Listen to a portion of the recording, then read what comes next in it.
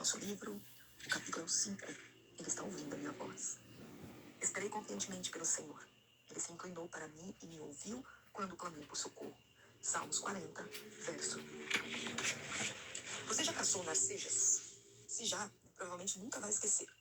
Segundo o dicionário, as narcejas são pássaros que frequentam brejos, parentes da galinhola, e caracterizados por um bico longo e flexível usado para escavar. Por que alguém desejaria caçar narceja? Suponho que você poderia comê-la, embora eu nunca ouvi falar de ninguém que tenha tentado isso. O que soube foi que as pessoas são convidadas para caçar narcejas por puro prazer esportivo, ou algo assim. Um amigo meu chamado Tim foi para a sua primeira e última caçada às narcejas na tenra idade de 9 anos. O convite veio de seus 2 irmãos maiores e um primo também mais velho, quando a família visitava a fazenda do tio ao leste de Nebraska. Tim gostou de ser incluído na expedição, mas não conseguia descobrir porque seus 2 irmãos, geralmente tão diferentes, estavam de repente interessados em fazer alguma coisa com ele. Todos deveriam ter a oportunidade de caçar narcejas. O irmão mais velho fungou. É uma velha tradição, data da época da Rainha Vitória. Quem era ele, então, para duvidar da Rainha Vitória? Os irmãos e o primo de Tim o informaram que iam partir para a caça ao pôr do sol e perseguiriam a presa no cinturão de proteção da densa mata que ficava na extremidade leste do milharal. Suas armas para a caça eram um saco de pano grosso e um pedaço de madeira que servia de bastão. Naquela noite, o pequeno Tim se viu agachado nas sombras escuras do cinturão de proteção, com o saco de pano aberto e o bastão a postos. Os rapazes mais velhos se afastaram, caminhando pelo mato com seus bastões. O plano era afugentar as narcejas dos seus esconderijos e esperavam eles, em direção ao saco que o garoto segurava. Os rapazes demoraram bastante. O irmãozinho começou a sentir-se muito só na escuridão, ouvindo o farfalhar dos choupos. Eles já se cansaram de ficar encurvados sobre o saco.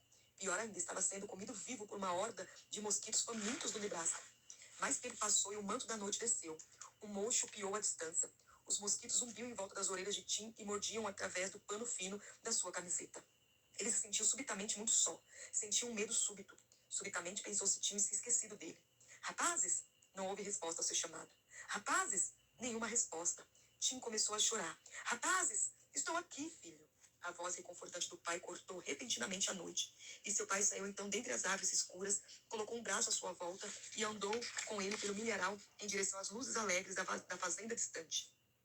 Os irmãos e o primo já tinham voltado para casa, é claro, rindo às gargalhadas, enchendo a barriga com torta de pêssego da tia Lucy e protestando em alta voz entre as mordidas que o papai estragou tudo. Oh, esses meninos! A tia Lucy o confortou enquanto passava unguento nas 37 mordidas de Tim. Quanto ao jovem caçador de narcejas, muito feliz por ter voltado ao refúgio da fazenda, saboreava sua torta quente de pêssego. E lá no fundo havia a satisfação do pai ter estado bem ali, no momento em que uma nota de desespero entrou em sua voz.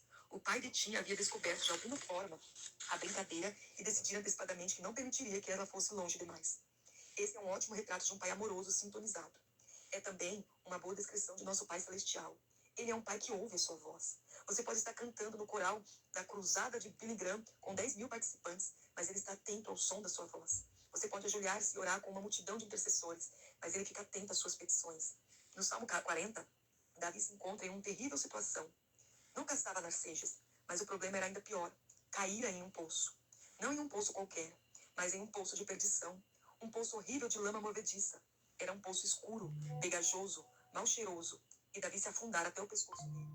Mais tarde, depois de ter sido resgatado, ele escreveu este relato do seu pesadelo. Esperei confiantemente pelo Senhor.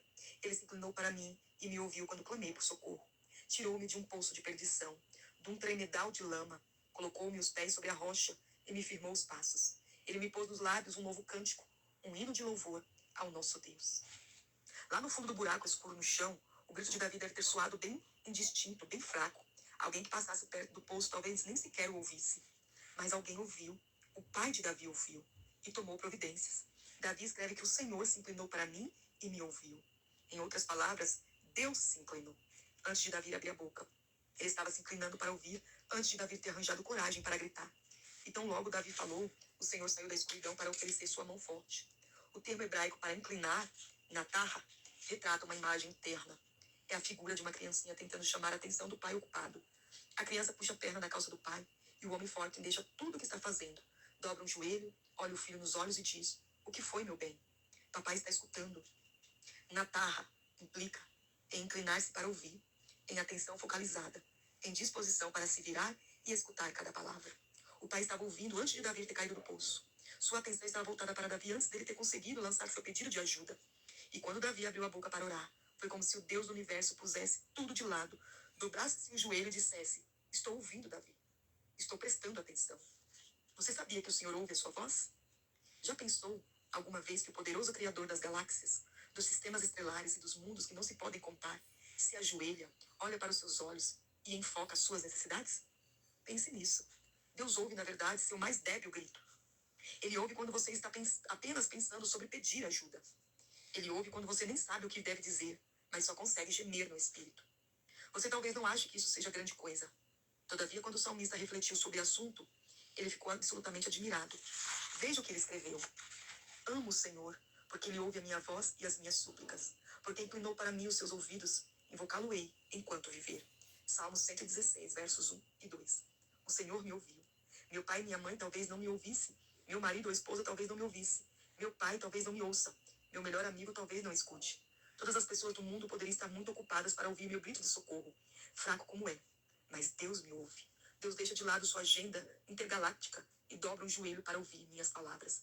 Mesmo à noite, mesmo quando estou perdido, mesmo quando Satanás me levou em uma longa caçada de narcejas no escuro e eu fico para trás, carregando um saco vazio, sem conseguir encontrar o caminho de casa. Deus sai da escuridão e diz: estou aqui, filho. Ouvi cada palavra. Vamos comer um pedaço de torta. Aleluias. Louvado seja Deus. O Deus que trabalha no turno da noite é o Deus que te ouve. No teu quarto, escondido, debaixo dos seus cobertores, com a sua cabeça, os seus olhos, molhando o seu travesseiro. Ele te ouve, mesmo quando não há palavras. Ele te ouve, mesmo em meio à solidão da tua dor. Ele te ouve em todo tempo e em todo momento. Deus está com você, até no turno da noite, até no silêncio, até no momento que você acha que está sozinho. Deus está ouvindo a tua voz. Espere confiantemente no Senhor, porque Ele se inclinará mais uma vez para você e virá com o socorro. Que Deus te abençoe, minha amada irmã. Fique na paz do Senhor Jesus Cristo.